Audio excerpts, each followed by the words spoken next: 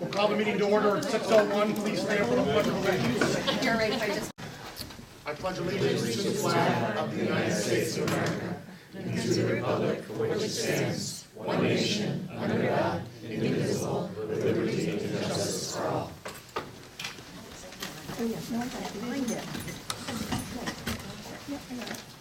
Well, good evening, everybody. It's crazy to say Happy New Year because we were not together in January.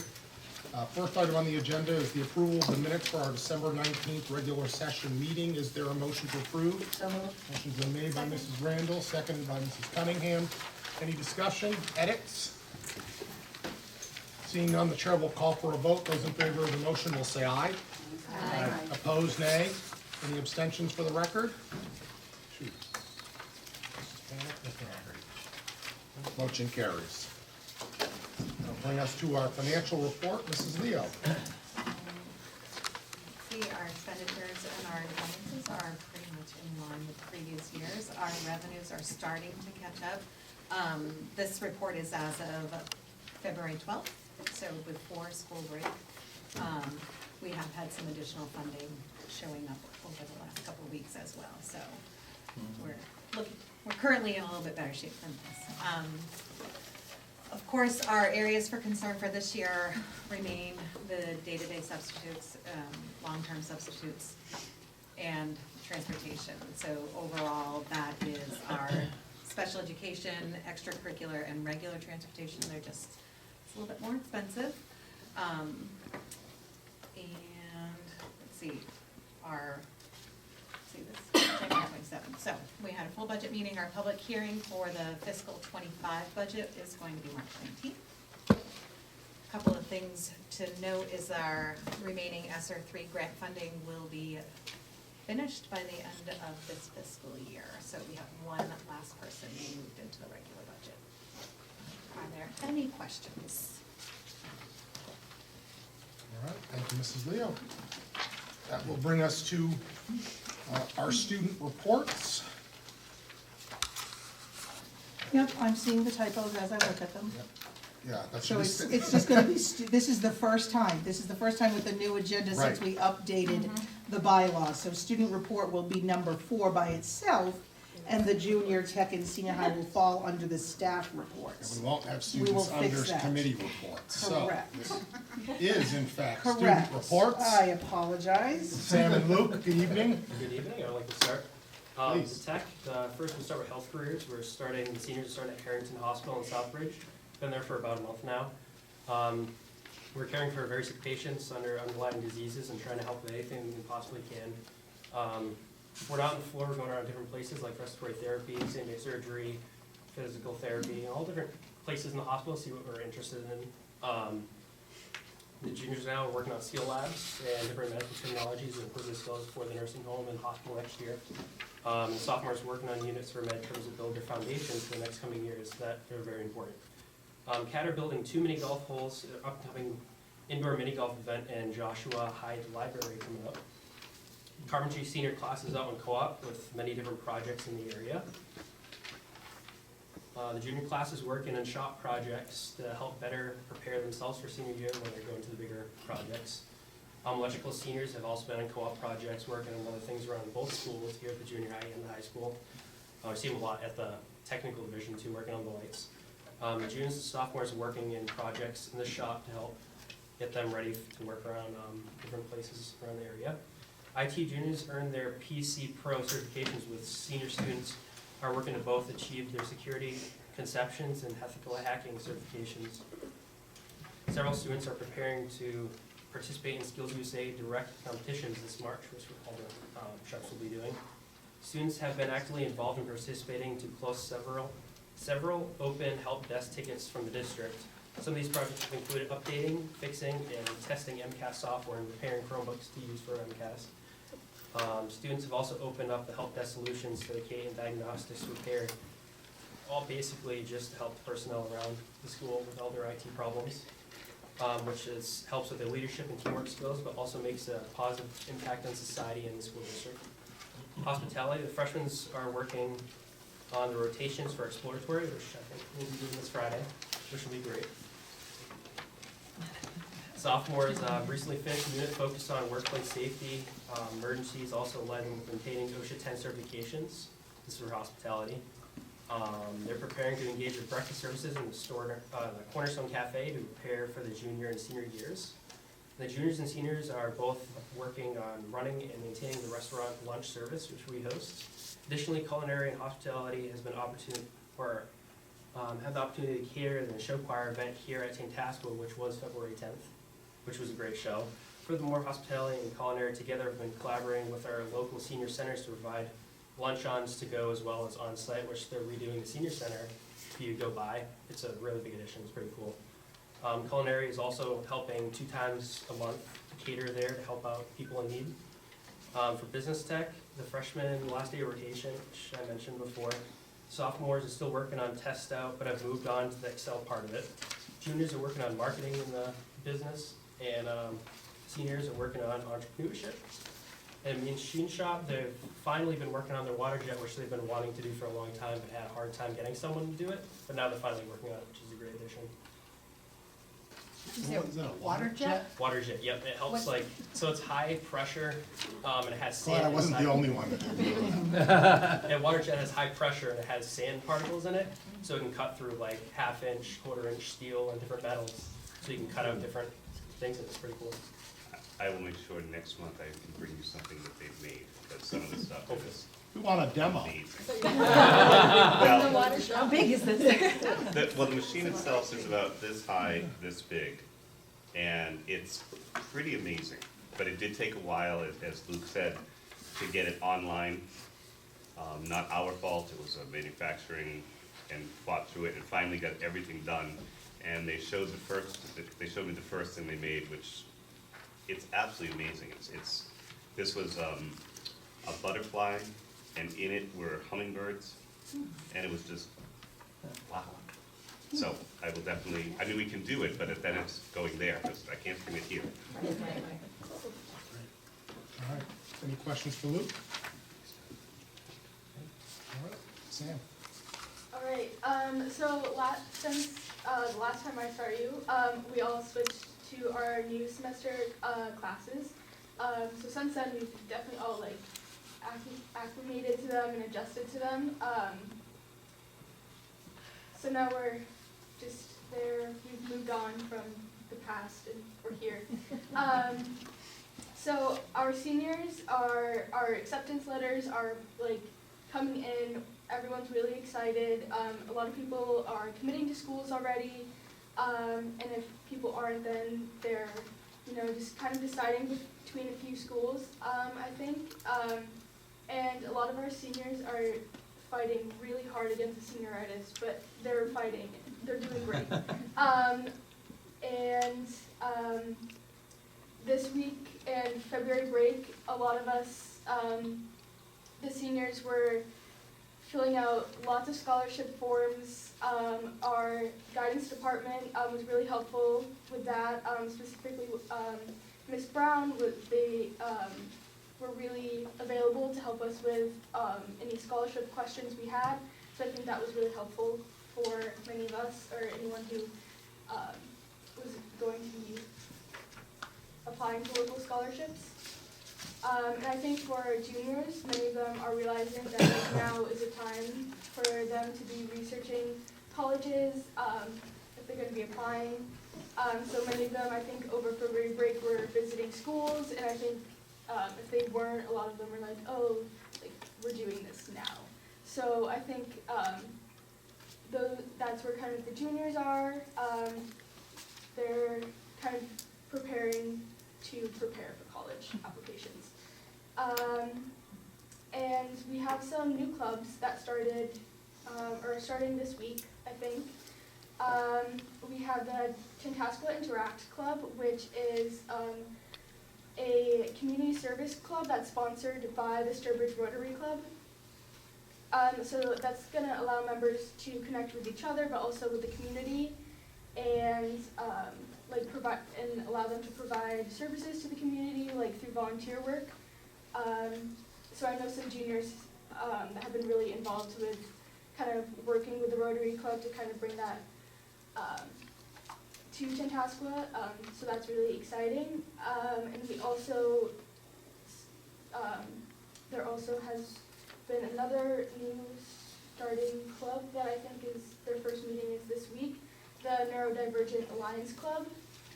So they're going to be working on providing a safe environment for neurodivergent individuals, as well as spreading information and awareness. So both of those are really exciting, and there are posters all over the school trying to get people to join those clubs. And student council is going to be working with them for our upcoming Do Be Nice week, where we work with a bunch of different clubs in March. So we're really excited about that. NHS is also holding a book drive February 26th through March 15th for K through 6 elementary schools. It's going to be an annual book drive that they're starting this year. It started as an individual project by our NHS vice president last year, but it was successful, and she decided that it would be good to bring it forward and make it annual even after she left Tantasqua. So it started in Wales. She created just a small little free library there, and so they're going to start with refilling the Wales one and then move on to other schools. So that's this week. They're going to start collecting books.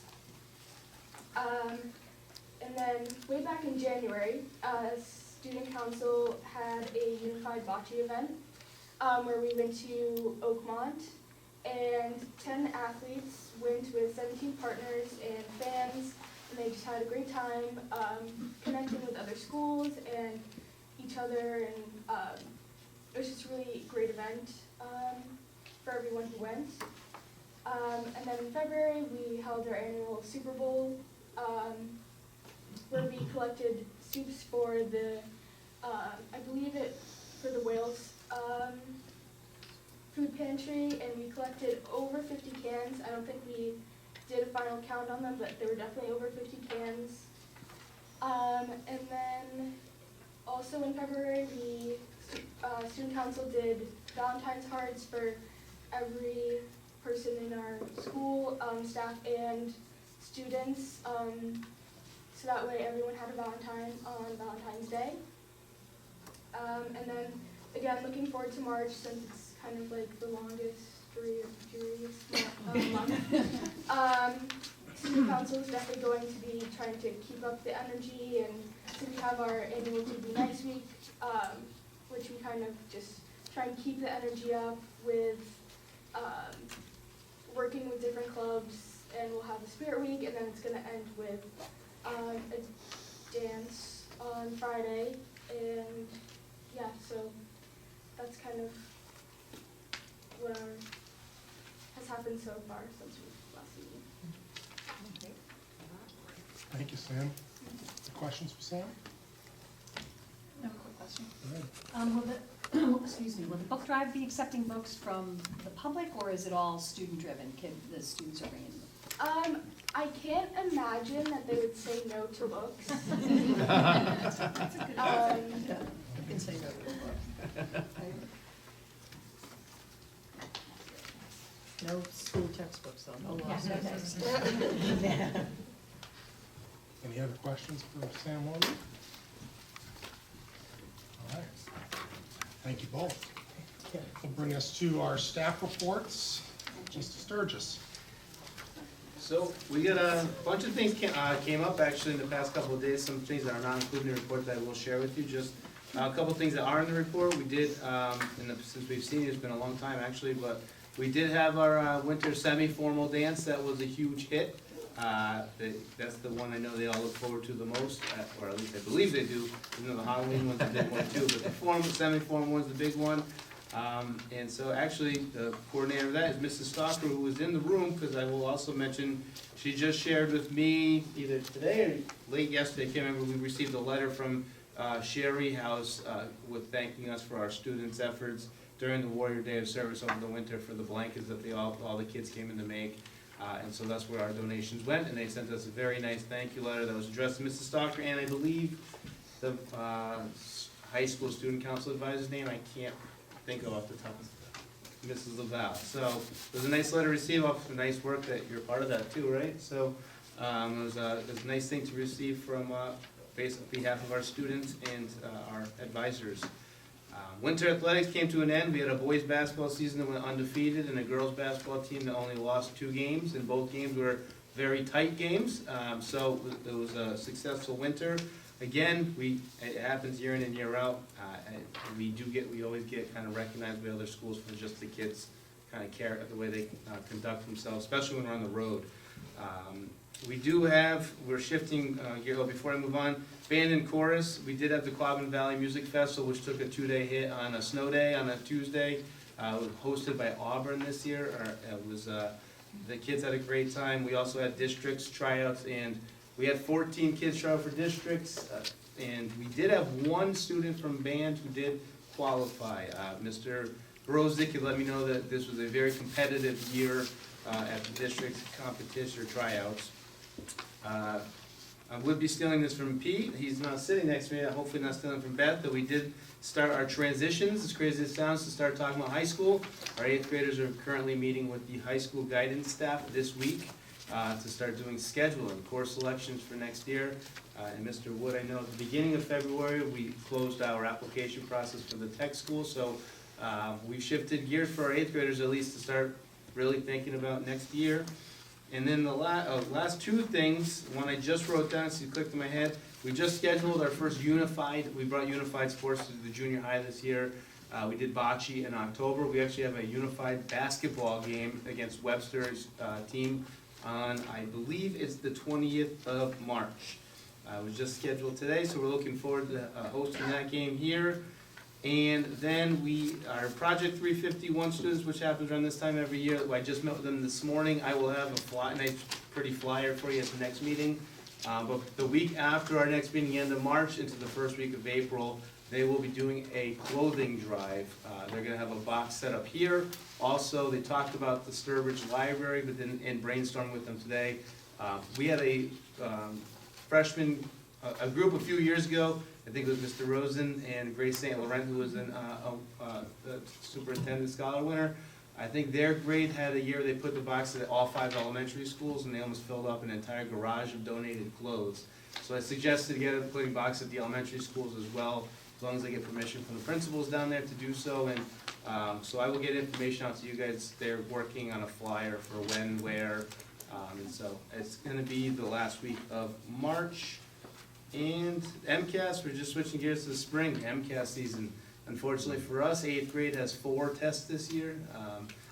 We added in the civics test in June, which is a pilot year, but still 2 more days of testing for 8th graders, but it's all good. And then at that point, it'll be, we don't have any more snow days, we're closing in on the end of the year activities. So.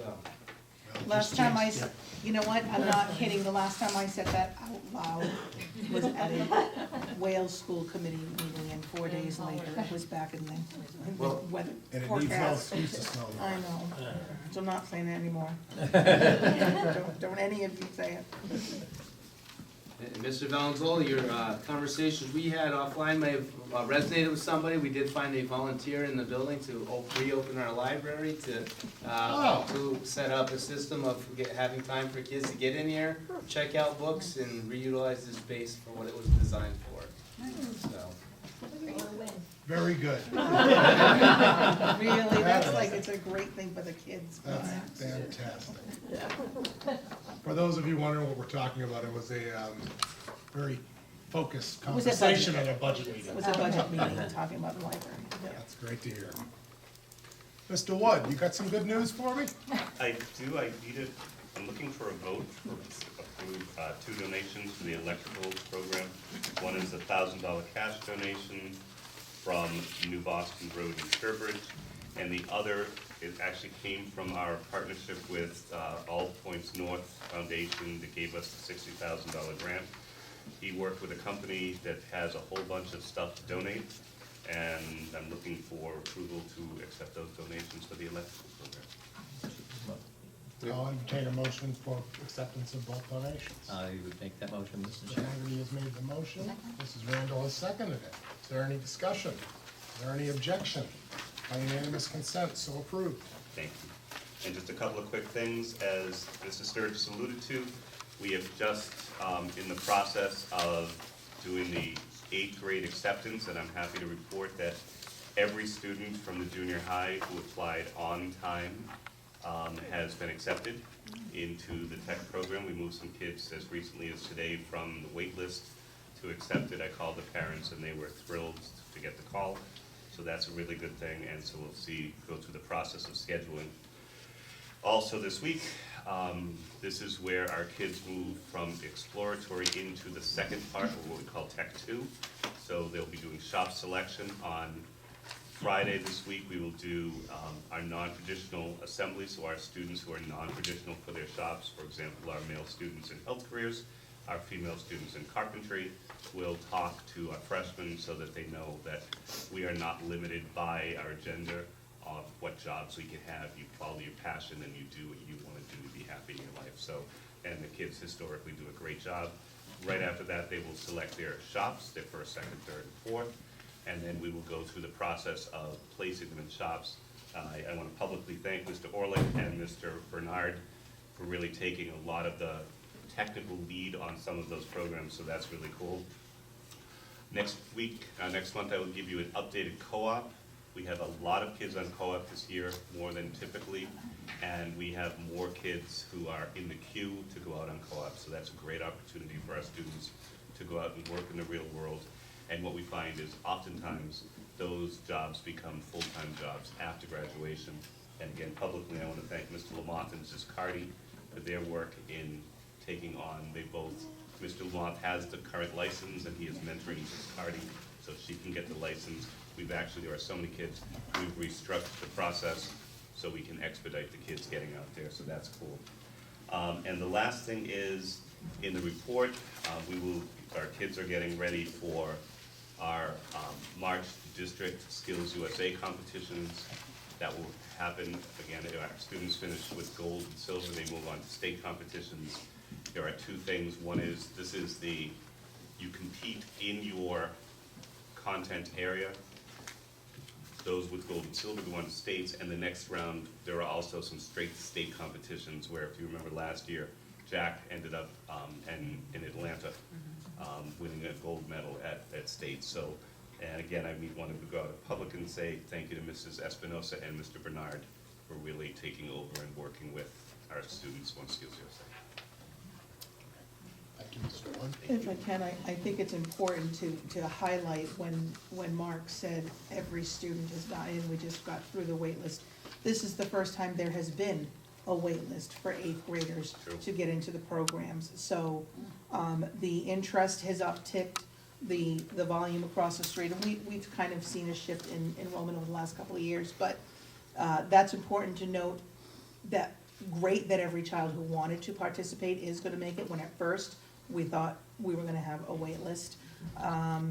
It does mean, as we've been talking about for a little while, the beginning of our weaning off of out-of-district tuition in tech students, because we're not gonna be able to let folks in at the volume that they were before, when our own students weren't quite as high. Our own students come first. So from a budget perspective, we've started having those conversations at the subcommittee level. All right, and filling in for Dr. Dufresne, Mrs. Johnson, good evening. Thank you, good evening. Just a couple of things I wanted to highlight. First of all, I just want to jump on what our students presented. First of all, we've talked about how our students are out and about throughout the school, and I will tell you, sometimes I feel like our tech kids are more like colleagues than students. The other day I walked into the tech office and one of our students was sitting behind the administrative assistant's desk and doing something on her computer. He said, all right, this grade, you should be all set, you just have to do this, this, and this. I was like, that's pretty cool. We have electrical kids everywhere fixing things, so that's great. And then our student council is really amazing. Sam mentioned the mints that they gave out during MCAS, and I don't know if any of you saw on social media, there were so many posts about the wall of Valentine's. It just went on forever. That was labor intensive, but awesome. It was so cool to see all the kids as they came in looking for their names, and they all found their names, so that was great. Just a couple things to highlight.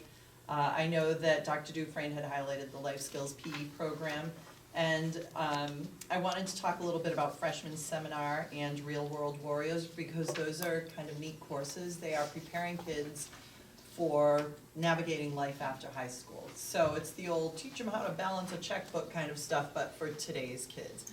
What does it mean to get a car loan? How do you navigate stress? What do you do when you find that you have some financial problems? How do you navigate that? So those are some pretty neat programs that we are working on. Our PE program is great. The unified PE classes are fantastic. They're some of my favorite ones to stop in on. I hear they might be in the pool on Friday, so I will definitely be stopping by to see that, because it really is a terrific program. Student council, I talked a little bit about. Their board meetings are always so well run, always so productive, and they are always thinking of different ways that they can serve not only the school but the community as well. It's so impressive what everybody accomplishes there. Our show choir festival was something else. I had no idea. I had no idea what to expect. I thought there'd be a couple of little, I had seen the holiday one and I thought it would be that, but not holiday. Sorry. Wow. It was We could have amazing. prepared you. Amazing. I couldn't get over it. I couldn't stay for the later ones, but next year for sure I'm gonna clear my Saturday night and watch it. And I think just the teachers were so organized, they ran it so beautifully, everything was so well communicated, everything was put back in place. You wouldn't be even known what had happened over the weekend when we came in on Monday, but those kids, wow, such talent, so impressive. So that was definitely a highlight this week. Our National Honor Society continues to be busy. I just wanted to highlight that so far for the school year, they have 2,520 community service hours, and that was before they were even halfway through. So again, just amazed at how fantastic our kids are at reaching out and making a difference in our community. And I will end with athletics. It has been a great athletic season, but the thing I really wanted to talk about was I grew up going to the clock tournament every year in February, and so I went to the clock again over vacation. I was so excited to finally have girls hoops this year. Even more excited that our team won the large school clock tournament for girls, and the boys won as well. In addition, our competition cheer team won the Swickel Championships. So they were all super busy over February break, and we have this week kind of putting it together quickly. We're gonna have a rolling rally for them for about the last 20 minutes of the final period on Friday. The teams are all going to kind of parade through the school. Kids will come out into the hallways, cheer them on. We're gonna have the band playing on each floor as they go through, and so that's gonna be a great little bit of school spirit. Just something to really celebrate all the wins. We had a lot of success for our teams this season. Boys hockey also won the Jeff Hayes Yep. It's amazing. during February vacation, That's so. fantastic, excellent. I don't always get the You should co-op potentially news. include them as And- well. Yeah, absolutely should. And they have, their.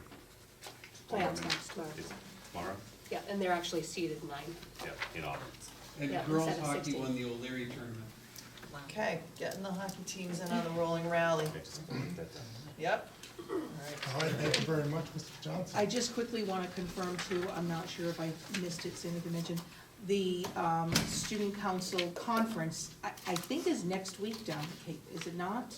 End of next week? It is next week, yeah. So we'll have, our typical student council representatives, and he is not here to announce that Dr. Dufresne, with much more resistance than past principals, but will be participating in the polar plunge. He's like, fine, but he is far less excited than in the past, I think, on that, so. Well, in the past, there's been excitement, but if I recall, not all actually made it into the water. Okay. Well, he'll be there, I'll be looking to hear about it. That's great. Thank you all for your updates. That'll bring us to our committee reports. First is budget, Mrs. Noyes Miller. Okay, first of all, I'd like to make a motion for the budget for fiscal year '25 of $28,451,764, which is a 3% increase over last year's budget. To move to the March public hearing. Correct, and we can always lower the figure, but we cannot go higher. All right, that is a recommendation of the budget subcommittee. We'll bring that to the floor for discussion. And you wanna add to that? Yeah, it's just that we had our, annual meeting, the end of January, that was, like Mrs. Leo said. As you can see in the packet, the budget drivers are the normal, typical ones we see every year. Utilities, insurance, health insurance, and obviously that instructional assistant being the last year of the ESSER friends that has to be moved over. There are no new teaching positions. We still fortunately don't charge for any of our clubs or student activities or busing, et cetera, like a lot of schools do. And we're hoping that the towns will support such an increase. We also had our second meeting to just start looking at revenues, given the state budget came out and the Chapter 70 funds are a little bit up due to the Student Opportunity Act calculations, I think are helping us a little bit. So we do have more than the $30 per student for Chapter 70 coming, which is good. Out of our 6 districts, 3 of them are at the $30 per head, and 3 of them are getting a little bit more. So that's good news. When we start, Kristen and I start looking at initial potential assessments, which again, in March is when we put out our final revenue projections and assessments. We are absolutely gonna have 3 communities struggling. 2 I'm very worried about, but it's a combination of secondary and elementary. When I look at them together, there are 2 that I will be working with hard to be able to get where we are, but a 3% budget from us, I think, is very respectful, given what we've got going on and everything else in-house. So I'm optimistic we can get it, but the first step is to at least bring this to the March public hearing, and we'll do our presentations, and by then, I'll have a little more feel of what's happening in each of the 5 towns. If anybody has been looking at newspaper articles of surrounding districts, it's crazy the amount their budgets they're bringing forward. Yeah. This 3% figure is so conservative compared to other schools. And that really goes along with the ESSER funding going away. A lot of Right. our other districts put a lot of staffing into that money, Yeah. and now it's gone away, so all of those positions have to go back into their budgets, where, They created those cliffs. Yeah. And we know, we've had some of our surrounding districts that had overrides last year Yeah. that failed, so. Yeah.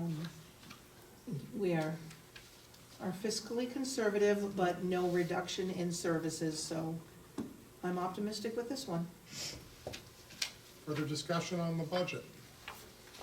All right, the motion before you is approval to advance $28,451,764 to the public hearing on March 19th. Any objections? Then by unanimous consent, that motion carries, and we will advance to public hearing. And I have nothing else. Thank you, Mrs. Noyes-Miller. Let's do curriculum, which Mrs. Cunningham, I know you distributed a summary. I don't think there was a There wasn't a technical, am I second. correct? That's correct. Right. No. I realized I was up next. No Okay. meeting? We met on February 12th, and we discussed 3 different topics all around proposed student handbook changes for 2024 and 25. So all of the proposed changes will be presented to the full committee in March, following bylaw review, which may have already happened. So the 3 topics were cell phones, the idea of away for the day with a progressive discipline approach at the senior high. The junior high will be staying with the yonder pouches for next year and then revisiting. Some discussion included the freshman class being the most problematic in terms of cell phone use and social media. Students that opt to use a burner phone to get around that. And the staff will welcome a uniform policy that they can enforce. The second topic was discriminatory language, so just in both the junior and senior high, focusing on education and mediation to avoid racial slurs and hate speech in school. And then for attendance, just an aim to improve chronic absenteeism, which is defined as greater than 10% of the school year or 18 plus days absent. Our baseline is 21%. The language is in accordance with the law, and some discussion points. The average number of days absent last year was 13.9. Our current average is 12.5. And it will introduce the idea of a credit loss form that a classroom teacher can initiate. One missed block is equivalent to missing 2 days of a regular class schedule because of our extended block time. And per DESE, 4 hours of an administrator-run Saturday school does allow a student to recover a missed day. And then we will be meeting Monday, April 29th at 6 p.m. And one of the topics for discussion so far is the health and curriculum frameworks. Great. Questions for Mrs. Cunningham? There will report. Thank you. All right, that'll bring us to bylaw and policy. Mrs. Fitzgerald. Yes. Before I get into the policies that are on the agenda, we did meet yesterday, and we also were lucky enough to have a presentation about the upcoming changes to the handbook with respect to these particular areas. Jody and I have talked for quite a while now. This is part of an overall effort to get our handbook streamlined and more relevant and accessible for everyone, and it's a huge undertaking. This is a terrific start, and we just appreciate that our leadership was willing to come in and explain to us, because as we've talked about before, anything that goes into our handbook, whenever this group votes on it annually, that becomes policy for us. So they presented to both curriculum and policy, and I want to thank you for that. Moving on now to under new business. You'll see that we have 5 policies before you on amended first reading. I'll take each in turn and then ask, make a motion for all of them as a group. First, we have policy JBB. That looks like that's a new one. Yes, so I'll take that one separately, right? Educational equity. This policy doesn't currently exist in the Tantasqua policies.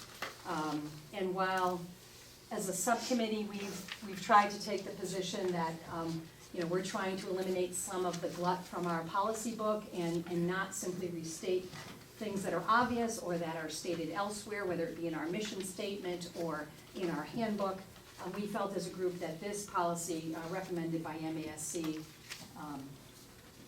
was important enough in terms of the statement that it's making that it should be included as a general policy in our book. You can see it simply speaks to what some of us may think is obvious, but for the sake of our communities, our staff, our leadership, and all of us, we felt that this was an appropriate policy to be added to the policy book.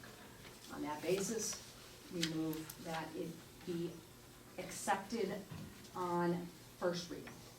All right. Adopted, I'm sorry, yeah. We have a recommendation by bylaw and policy to move JBB on first reading. Is there any discussion? Is there any objection?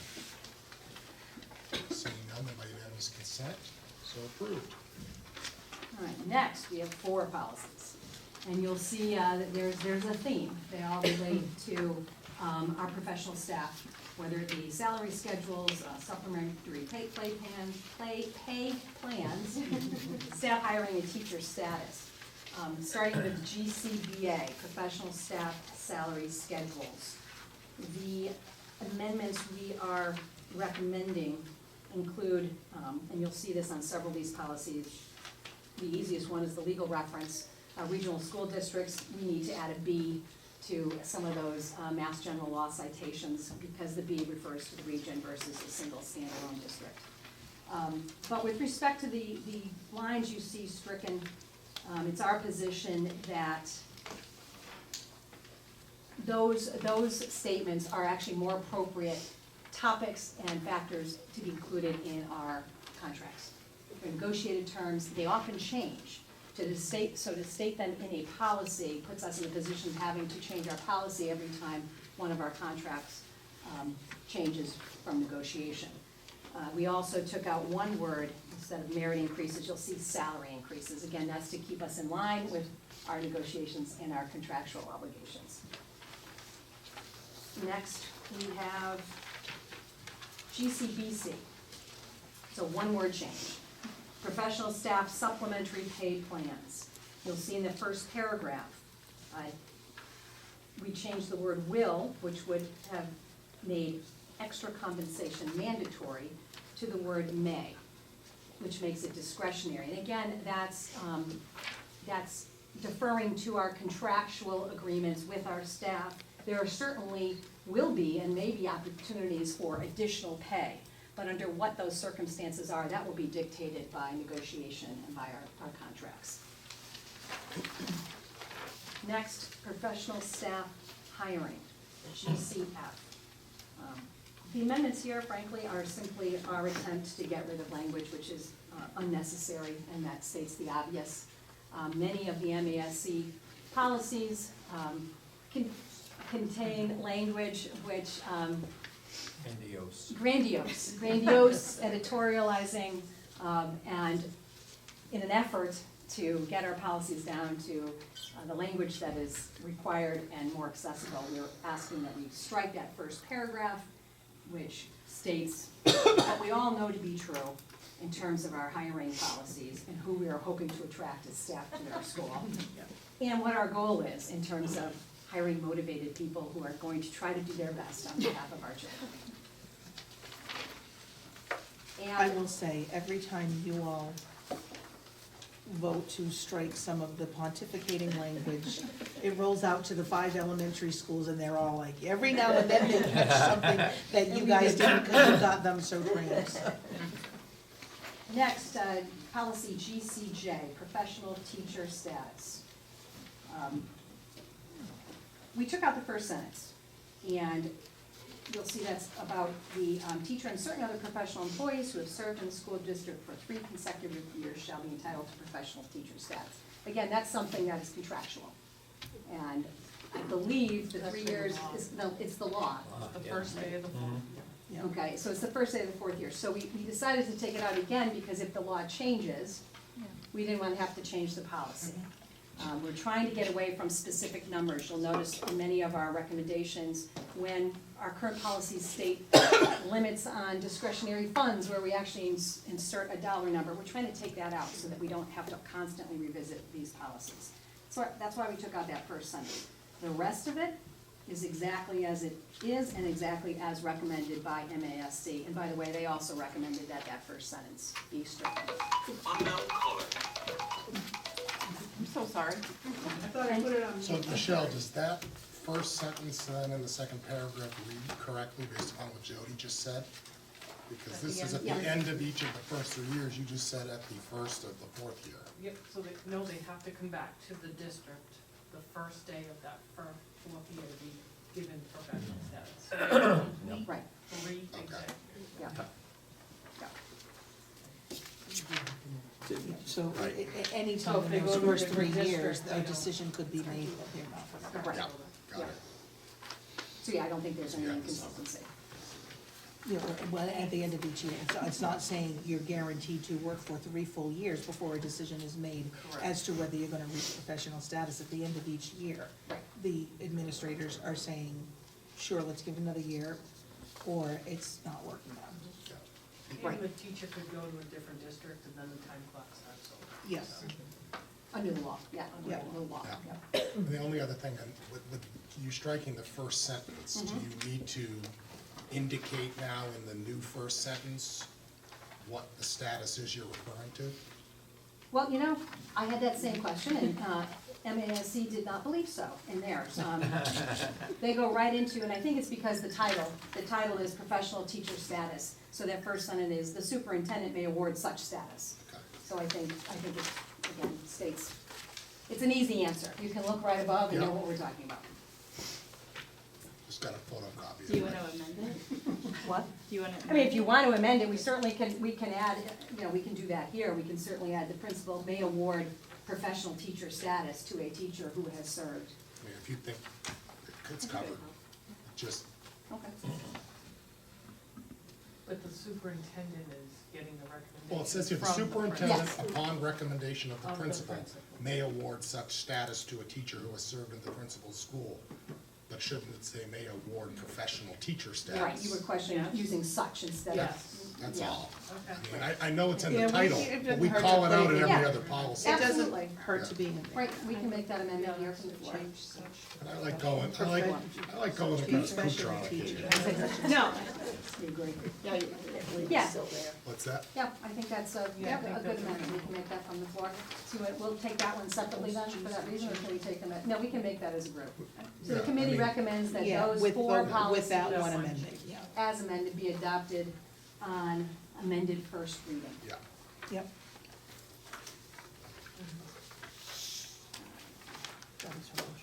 Yeah, is there any debate on that? Any objection? Unanimous consent, the amendment to the motion carries. Great.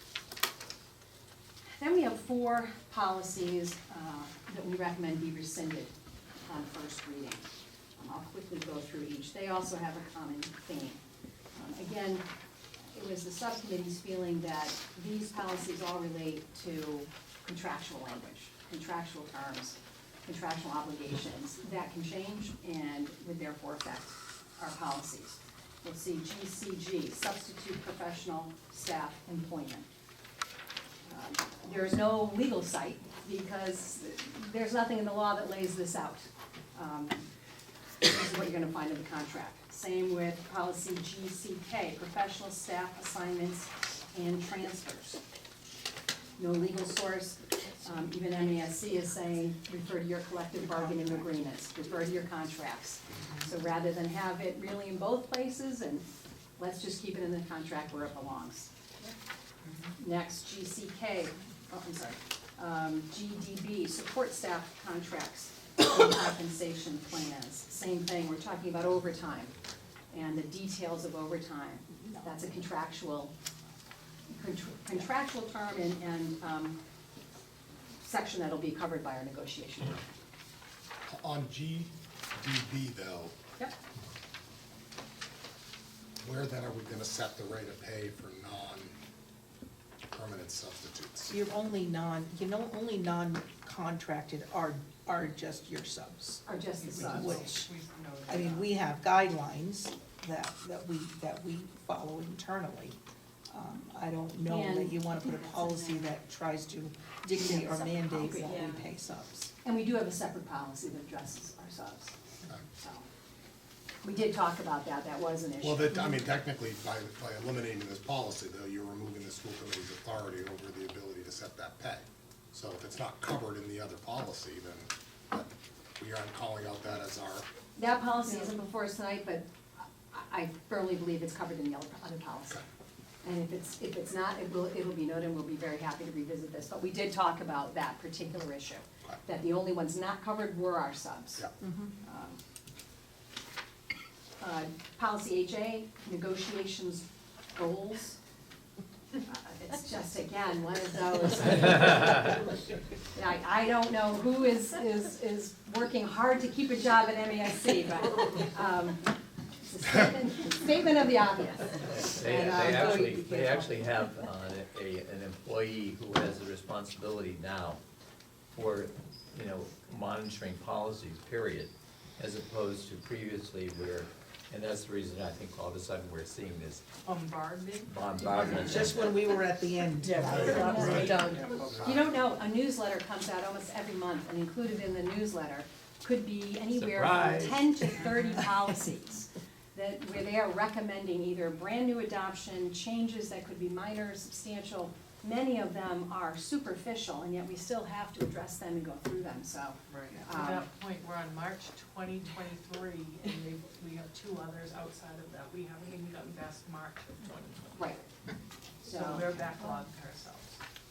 So we're They trying only to, go to K, I think. You're plugging along. There's along. a little light at the end of the tunnel. There It's is. just Very crazy that they little. hired their person just Very as little. if they'd only come on when we started, we could have helped them through this. exactly. So that's negotiations, policy HA, again, we're recommending we rescind that, referring to our negotiations instead. And that is it for the four Rescinds. policies we move be rescinded on first reading. All right, we'll bring that motion to the floor. Is there any discussion? Any objection to those policies presented for approval? Oh, no, we already approved. For amendment or rescind on first reading? Seeing no objection by unanimous consent, the motion carries. And then I'll simply note, we do have 6 policies listed on the agenda that we reviewed, but made no changes or are recommending no changes. While some of those, you might look at the title and say, well, aren't they just like the ones we moved to rescind? No, they're not. Those we felt actually were outside of our contracts and really deserved and are required to be part of our policy. Can I confirm, I think in the past, we were not printing those and putting them in the packet, just noting if you want to do. We have a transition going on between our admin folks that are our admin assistants taking care of this Yep. lovely bylaw spreadsheet, so I'll make sure Okay. that Carol knows, as Sandy is sunsetting, that she doesn't need to make those. Yep, yep. Thank you, Mrs. Fitzgerald. You're welcome. Negotiations will cover an executive session. Brings us to building and physical plant. Mrs. Custance. We did meet prior to this meeting today, and we did go through the capital plan, which for this fiscal year was great. A lot of completed projects, it's looking really great, just only a couple that were put on hold, and reviewed 2025, which is looking promising. Great. All right, thank you, Mrs. Custance. That will bring us to our superintendent's report. Mrs. Boyd. Okay, a few things, some housekeeping. So I've tried to give you some emails in your packet. The first is to ask your vote to deem these 2 vehicles obsolete that were, I think one of them was that mini white bus was a previous tech vehicle, and the other one would have been for your special ed fleet, which are still Tantasqua owned vehicles. And I'm asking that you deem these 2003 and 2005 rust buckets obsolete. Often you don't necessarily need to deem obsolete, we often trade when we get new ones. These, we haven't bought any vehicles in the last year or two, and as you can see, 2007, 2003. And in this particular case, after you deem them obsolete, we'd be, instead of sending them to the nearest junkyard, giving them to the Brimfield Fire Department for them to work with. So moved, Mr. Chairman. Motion's been made. Is there a second? Second. Motion's been made by Mr. Haggerty, seconded by Mrs. Panic. Mrs. Noyes Miller. There's absolutely no insurance issue. No, we When we take them, donate once it, once you're we're done. obsolete, they're no longer insured Okay. by us, It's their and problem. we can do, exactly. Okay, good. Correct. And just, If we obsolete the Ballpark. how did you arrive at which fire department would receive these? Well, remember, these vehicles, especially all your special ed vehicles, are housed in Brimfield, in the DPW lot. So as they're decaying, someone there probably reached out and said, when you take that one off the road, well, it was already off the road. And we were looking at getting rid of it, so I think Brimfield Fire Department probably reached out to say, we could do something with it, but instead of sending it to the junkyard. And having to pay to get rid of it, quite frankly, because the junkyard doesn't take it for free sometimes. I'm good with it. It's just, should there have been a notification process that all 5 fire departments could be made aware of it? Well, I could All start. 5 towns want to contribute to housing our vehicles. Well, again, quite frankly, the fact that, yes, That's a much larger discussion. it is a larger discussion, but it's all the more reason why I'm very happy to support them, and deal with that, and it's on the same lot. So let them take care of getting it off the lot, and if you wanna consider it an in-kind contribution, I would like to do so, but if you have concerns the next time we have any to deem obsolete, I'm just I can asking the reach out. question that my constituents would expect. As I said, it's not often that we actually donate, that we usually trade. But It's in always this good to particular see- case, It's always good to see Mr. Valenzola question. yeah, Well, I'd love to get into what you brought up, because that's not accurate, but, is there okay. any discussion on that motion? Any objection?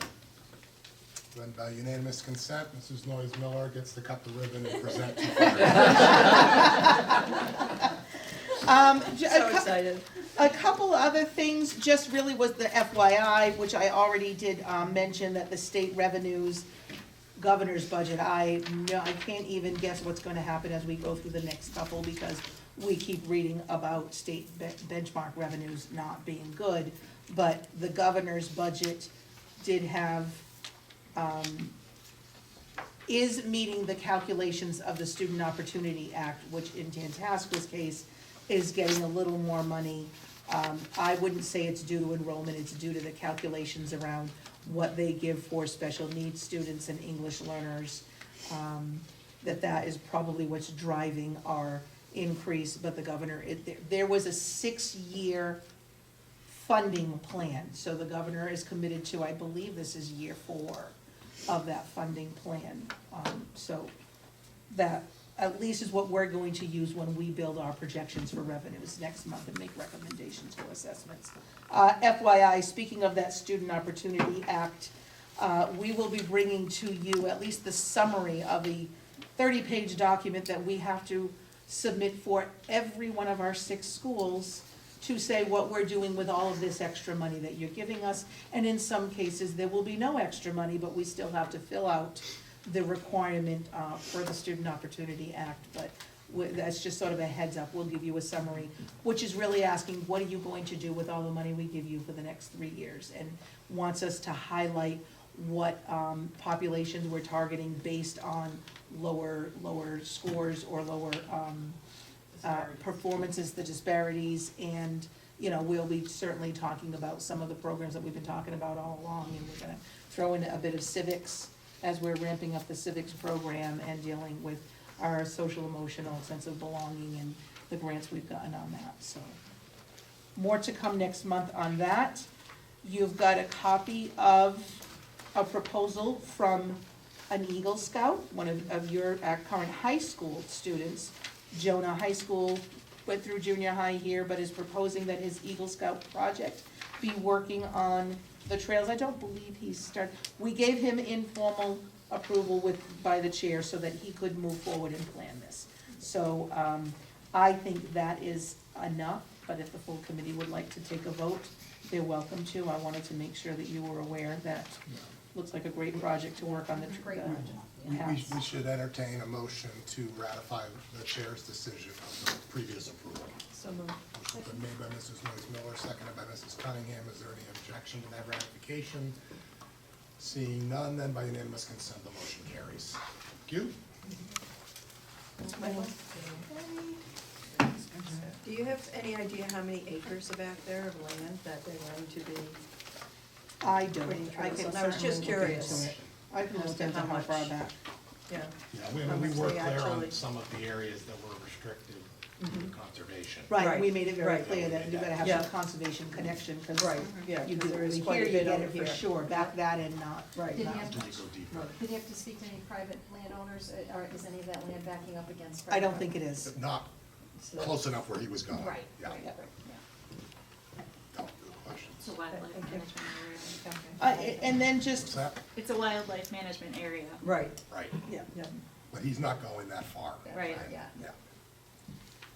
Then finally, although communications I could segue into is, I failed to forward with you all, but most of you have probably seen on the news, just FYI, that Commissioner Jeff Riley has resigned as of about a month from now, so other than that, I know nothing other than that. So we'll see what that means for the future of I think the Department of Ed. Superintendent from West Springfield is going to be the interim. Well, he was in West Springfield, he hasn't been there for quite a long time, he's the director of special ed with the Department of Ed.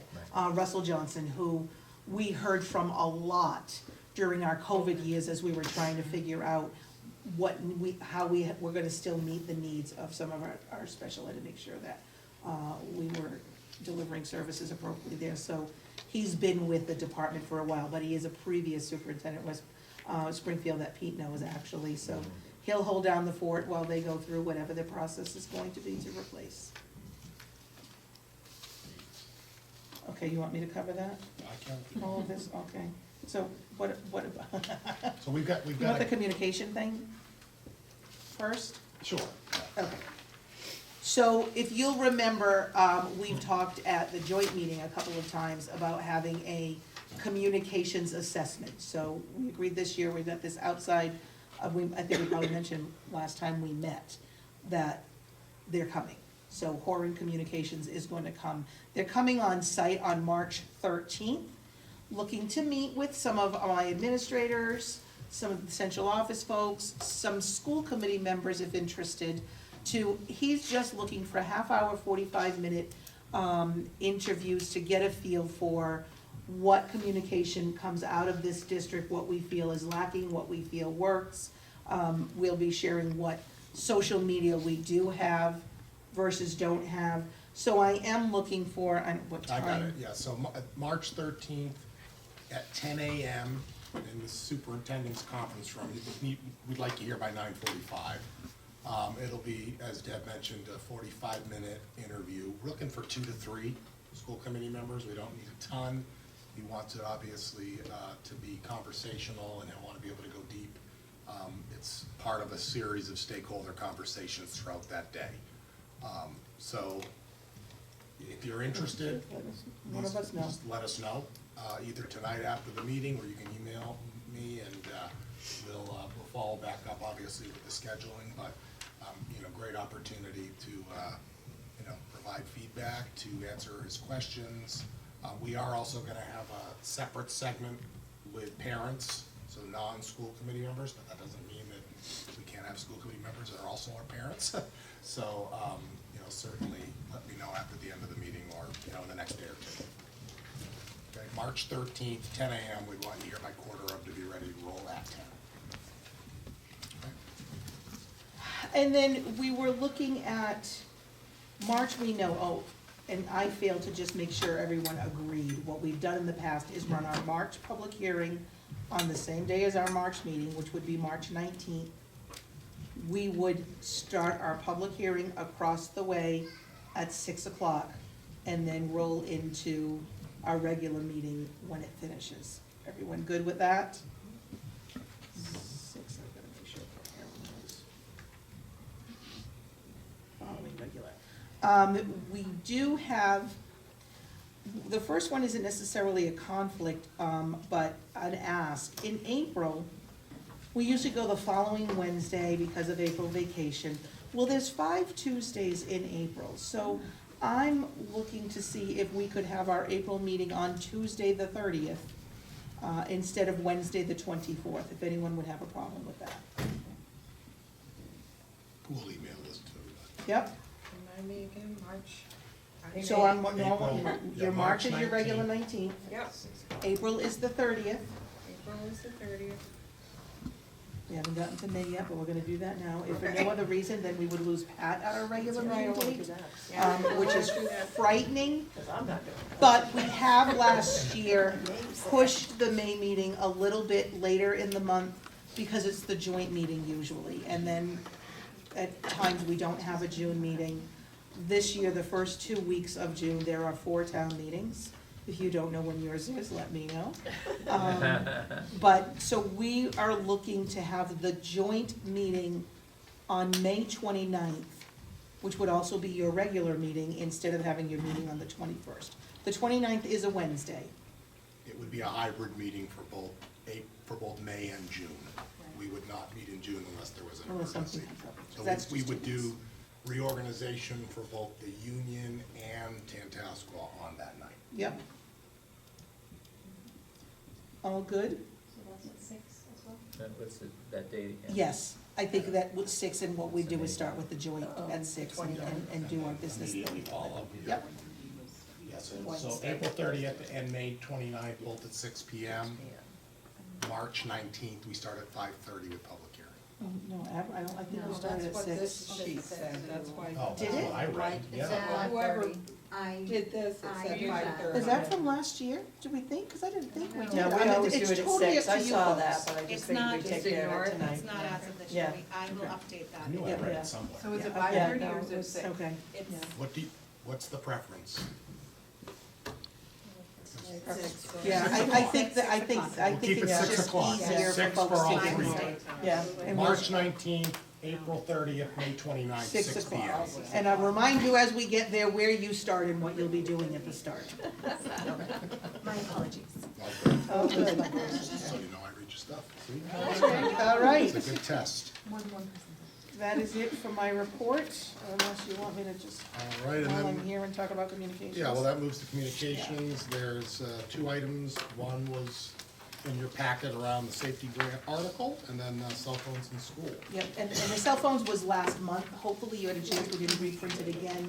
I thought it was actually a really good article of talking about the challenges that all school districts are looking at, and it did call out Yonder, which I was gonna report, but will reinforce that we have enough grant funding for the junior high pilot to go through all of next year. So then we'll see what happens after that. All right. That will bring us, we've already handled new business, we have no unfinished business, we've handled new business. Before we get to executive session, that'll bring us to public access.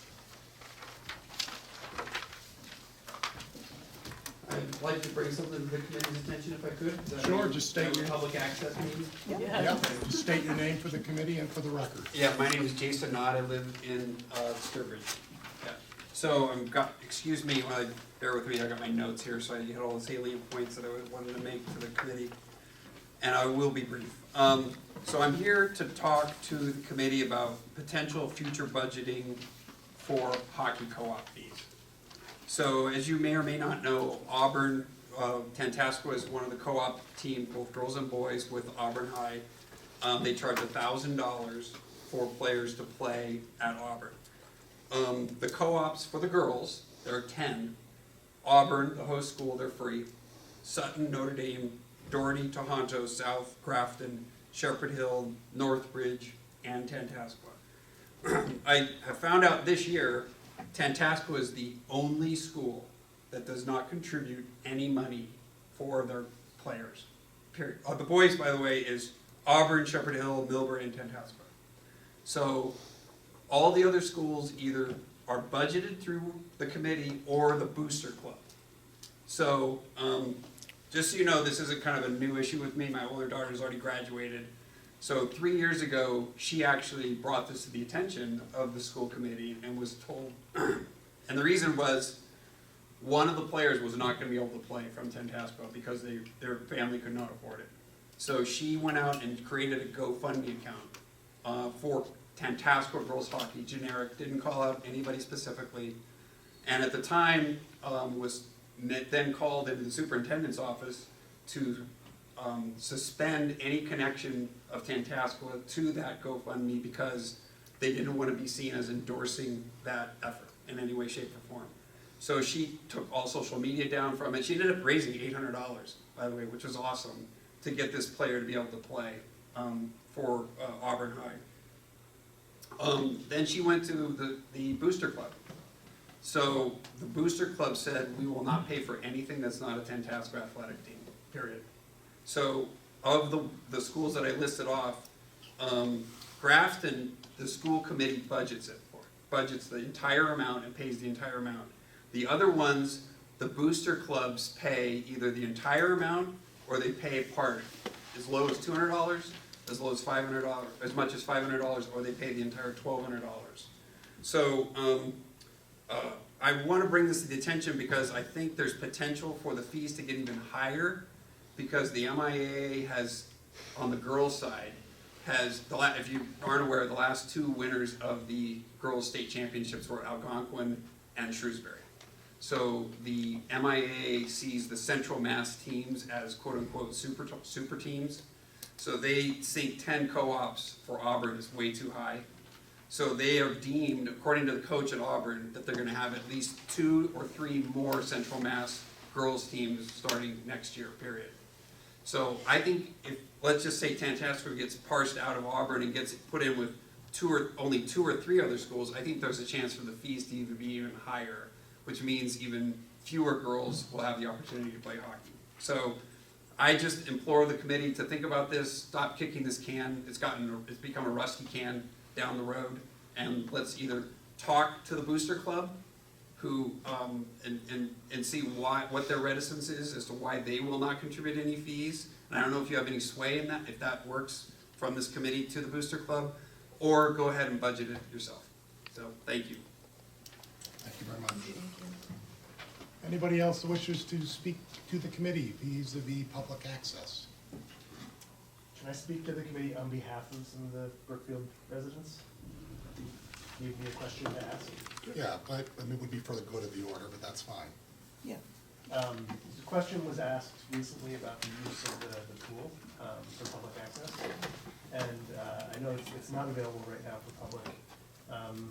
Been given a little bit of context for that, and that some of the staff that maintained it, some of the lifeguards that we had that were trained are no longer at the school. It was closed during COVID, and we haven't really gotten that program ramped back up. The folks in Brookfield felt that it was advertised as, you know, something that was gonna be a benefit to the community from the new school, and they were just interested in understanding, will it ever be open again to the public? Could it be if they were willing to pay, everybody was willing to pay for access, so there was no expectation of it being free. Yeah, and did it get brought up at all at building and physical plant? The subcommittee you just had? Just the pool. Because stand, I apologize. I had suggested that be on a future agenda for building and physical plant to look at. So I think most folks know the problem, and again, there is certainly an assumption and a misconception on what was happening pre-COVID, because the pool, the open swim was absolutely not breaking even, because no one really thinks about the community wants to use the pool. We've got kids and staff in by 6:30 in the morning, so when folks thought they wanted open swim at 5:30 in the morning, we have to legally have a lifeguard. That was not certainly profiting, and we don't wanna profit, but we wanted to cover the cost of the lifeguard. We did have a revolving fund that we struggled to break even, but was pretty close with the birthday parties covering any shortfall on that. The problem is, this is not it shouldn't be an educational expense. It was a separate revolving fund that in a perfect world, we have a coordinator that is paid for by whatever the cost of the program is. Right now, there is a pool coordinator stipend in the contract. It's either $2,500 or $3,000 a year.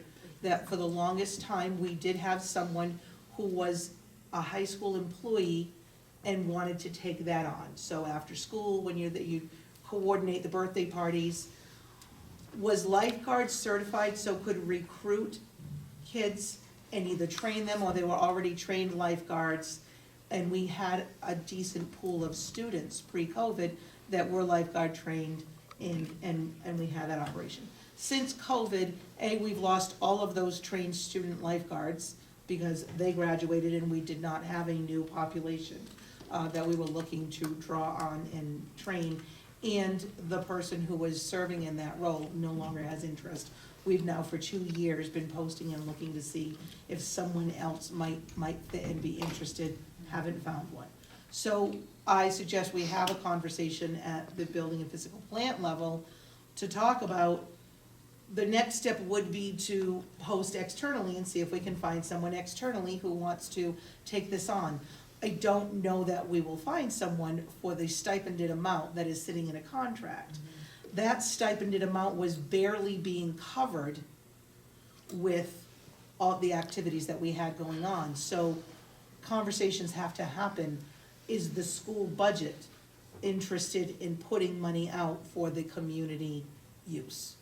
And that's something that I think you guys can talk about, consider, and see. So those are the obstacles. I think first is actually the money to then say, can we find a coordinator who does this? And we're kind of at starting from scratch to then find lifeguards that we can rely on to have some of the birthday parties. So I certainly want to. I've now had conversations with 2 principals to say who else is in that building that might be interested. We thought we had someone a year and a half ago, and then that fell through, so I think it's a great next meeting for building and physical plant. Noted. Great, great, thanks. If only I were there. I forgot. It's all good, it's, you know what, but you guys barely made it up here in time for the meeting with me, so. Just for our own understanding, do you have any sense of what it took to ramp up from cost? I know there's a stipend for the coordinator, but also presumably there was training costs to get lifeguards certified so that they could. Right, and again, back in the day, there were a handful of already certified lifeguards that you start with. The coordinator was a certified lifeguard and could train, so would go through our students to say who's interested in working the pool or the pool parties, and went through the training. So we can look through what the cost would be, assuming we find students within, it sounds like it'd be a great little job for the students. Problem is you're competing with DCR and other public entities that have Right. lifeguard shortages as it is. Yeah. So, I mean, there's not an abundance of people that. Right, it's kids that another wanna one do of it. those, and again, back then, we were paying minimum back then, or we were paying $12 an hour for lifeguards, and we had enough kids interested in doing that. But there are a couple that we do still get back and do our summer camps, because one of the camps is the pool, and we couldn't do that without certified lifeguards. But I don't think they are current students, I think they are past graduates. Yeah. Thank you. Yep. Thank you, Mr. Dunn. All right, at this time, I'll entertain a motion to enter into executive session under Mass General Law, Chapter 30A, Section 21A, subsection 3, to discuss strategy with respect to collective bargaining. The body will not come back into open session. We will adjourn from executive session. Is there a motion?